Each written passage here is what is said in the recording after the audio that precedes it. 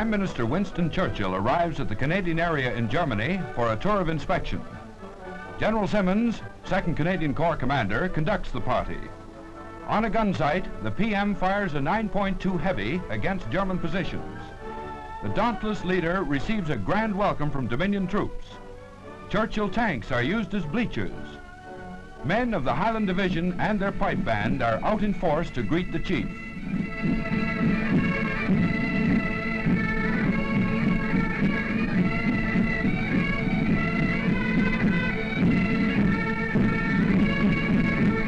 In the bleak days of 1940, who would have guessed that in 1945 England's Prime Minister would be eating spam and chips in the heart of the Siegfried Line?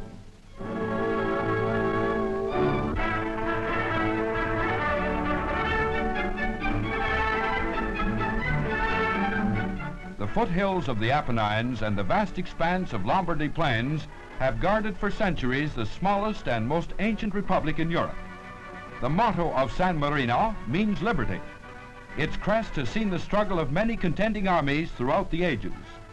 Legend has it that in the 4th century after Christ, a stone cutter from Dalmatia established on the sheer cliff a community of Christian masons.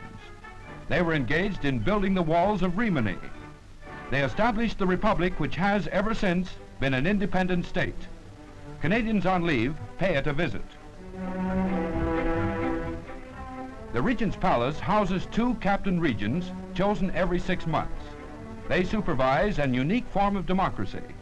Only the heads of families vote to elect the government of 60 councillors. Kesselring's discarded guns are mute reminders of the German occupation in World War II. The neutrality of a little state meant nothing to Jerry in his titanic struggle for northern Italy. The San Marino militia is composed of 175 all ranks commanded by a colonel. The retreating Germans, callously disregarding international law, attempted to use one of the 3 towers as an observation post. The gallant little band of militia denied them the use of the turret. From here, on a clear day, the high ground of Yugoslavia is visible. The Lilliputian state defied Napoleon, saved Garibaldi from pursuing Austrians, and in this war gave shelter to 70,000 refugees. Once again, its flame of freedom, democracy, enhances the world's torch of freedom.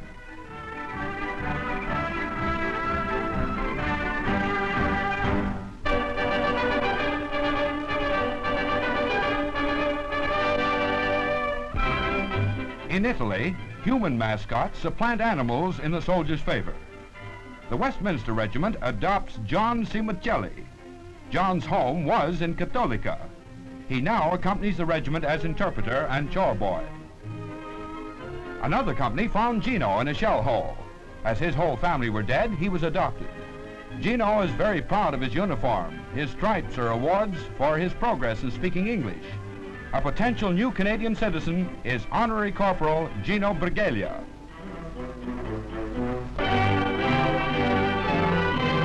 In full native regalia, a Holland hornblower heralds the start of an important drive. The good people of Nijmegen are out to collect all they can for their not-so-fortunate countrymen. Anything in the way of money, food, and cigarettes is cheerfully accepted by the fair canvassers. Their good friends, the Canadians, are asked to help. At a wireless camp, the basket is well filled up. The gifts collected in Nijmegen will be a godsend to those Dutch families who have suffered from the effects of total war.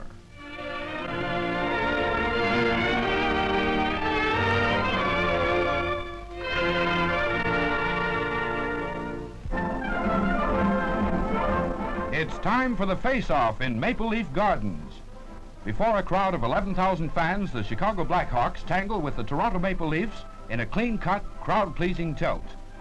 Crowding Chicago nets are many new names and many old stagers in big-time hockey.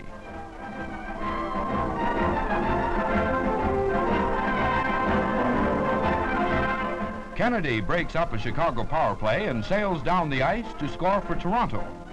All during the season, the Blackhawks and the Leafs have been battling it out. Going into the playoffs, Montreal Canadiens keep their edge with Detroit second and Toronto third. In the last period, the Hawks break through but fail to score. The Leafs hold their advantage as the bell goes to end the game. Toronto 8, Chicago 4.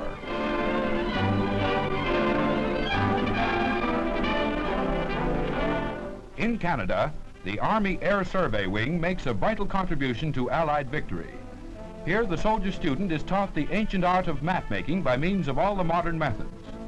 By using air photos, the potential map maker learns to distinguish topographical features such as mountain peaks and shorelines. Instruction is given in how to transfer these photograph features to readable map terms. With the use of instruments, the students line up distant control points to find the exact position of a plane table on the map.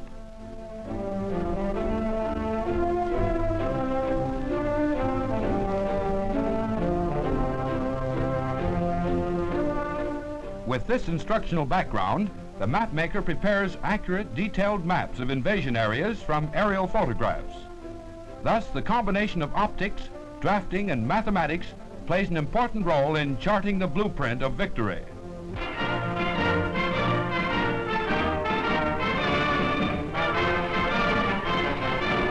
A surprise visit is paid to the Canadian front by a group of Russian officers.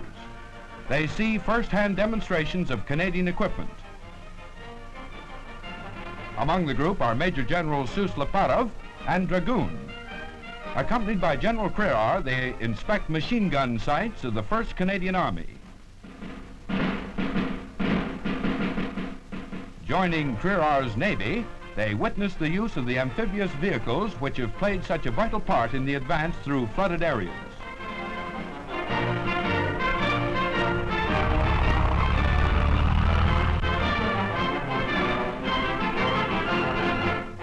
A deep impression is left upon the visitors by the superior equipment and the efficiency with which it is handled.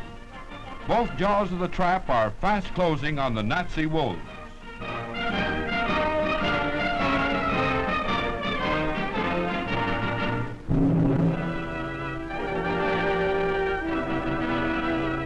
Self-propelled guns of the 1st Canadian Army open the offensive for the Hochwald Forest.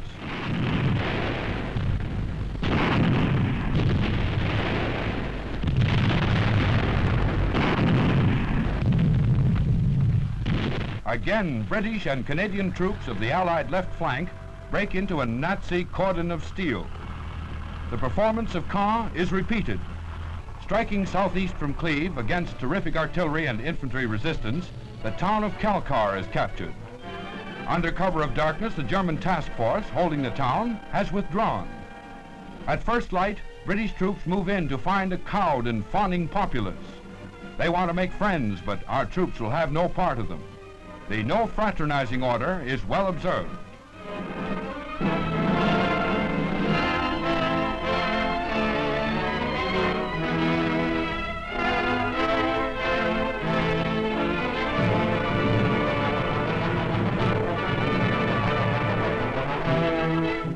A German ammunition dump goes up in smoke as our armor advances toward the Hochwald Forest. From well-prepared positions, crack German units put up fanatic resistance. Veterans say the fighting is even fiercer than Falaise. In the forest, the Germans try to hinge their last northern defense line between the Maas and the Rhine.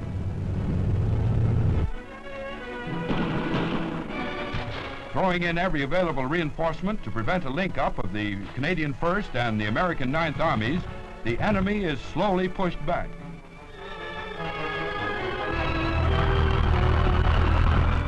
Soon, nothing remains but German dead and knocked out Tiger tanks. The Hochwald is disinfested. Jerry limps back to his Gethsemane in the Basel pocket.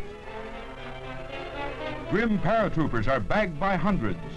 Some are meek. Some are the most arrogant types yet seen by the Canadians. But their swanking days are over. From concentration camps, they will hear of the last feathers falling from a molting Prussian eagle.